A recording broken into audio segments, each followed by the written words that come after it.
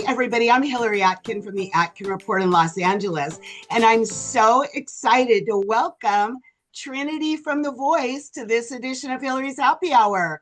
Trinity, thanks for joining me. How are you? Thank you for having me. I'm doing amazing.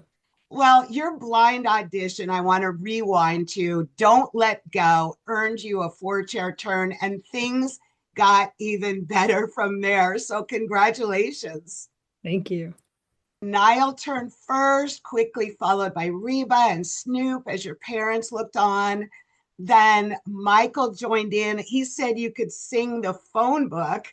How did what transpired on stage compare to what you might have imagined going in?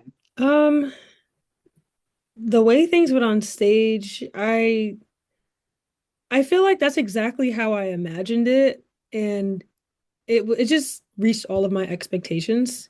Personally, I was probably the happiest I'd ever been in my life. Just to hear like four legends turn for me, number one, and to give me all the praises that they did, all the flowers that they did. I was just extremely grateful and I was just on cloud nine. Well, all the coaches really wanted you. Niall even headbutted the red button. Snoop compared you to Donna Summer. So, what went into your choice to go with Michael and so definitively? So I chose Michael because I feel like he was probably the only coach that wasn't going to be super biased to one genre. I feel like he was the most open-minded. And I think that's what solidified my decision because I felt like he would be able to appreciate what I was bringing to the show.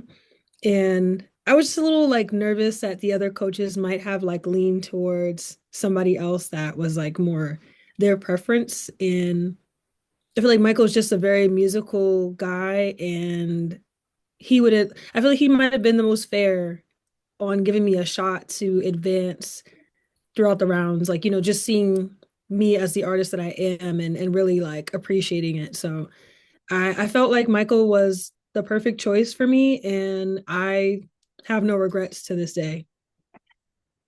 Well, let's talk about your battle round with Jazz McKenzie, another four-chair turn. You guys performed Virtual Insanity, and it was insane what happened after that. So tell me about your reaction to, in essence, getting another four-chair turn. Um, Between Jazz and myself, I felt like it was so much talent on that stage that I knew neither one of us was going to go home, but I really wasn't expecting to have like a reenactment of the blind auditions all over again, where everybody's like, I want her, like, come to my team, come to my team. It was just another, like, just unreal moment. And I know a lot of people were like, oh, you seem so not excited about it. I'm like, no, like, inside, I'm like doing backflips.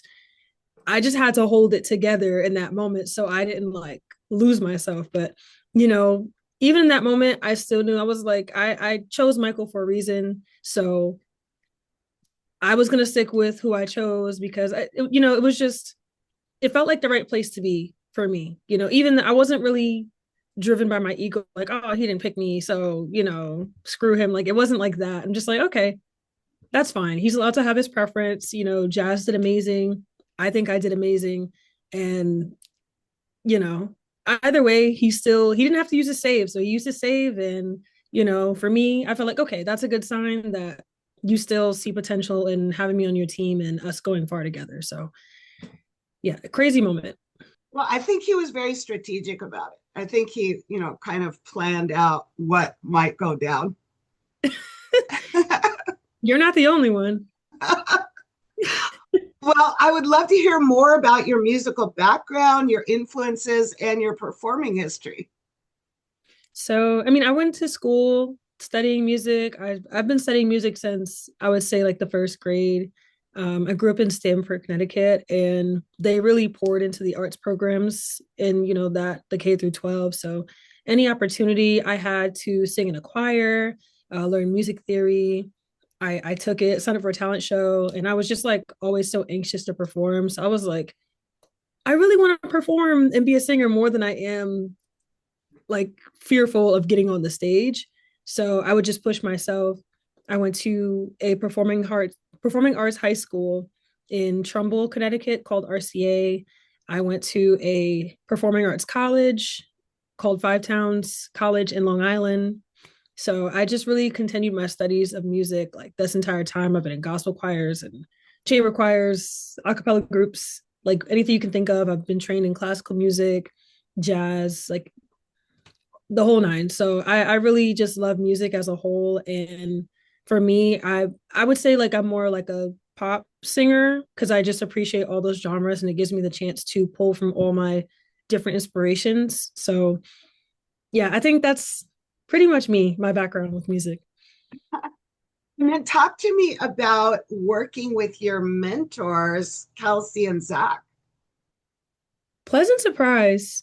Um, I was very um I was very appreciative of the feedback that they had to give me because, they're in a different genre than I am. Like, I believe they lean towards country.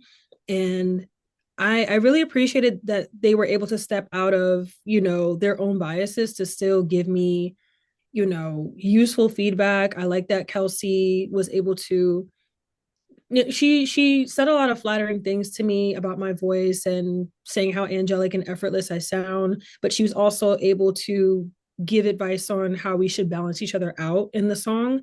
um Zach, he well, I can't say too much about that yet because it didn't air, but I would say Zach, I liked his ability to critique me from a musical place and suggest different things I could do to make the song my own, such as, maybe changing a key or, trying a different melody that's not like the original. And I just feel like they both are very musical and helpful when it came to giving feedback. Well, I'm really looking forward to your next performance as Trinity, and I want to thank you so much for taking time out to be with me. I want to wrap it up by raising a toast to you and your continued success on The Voice. Thank you. So nice talking Cheers. to you. Cheers.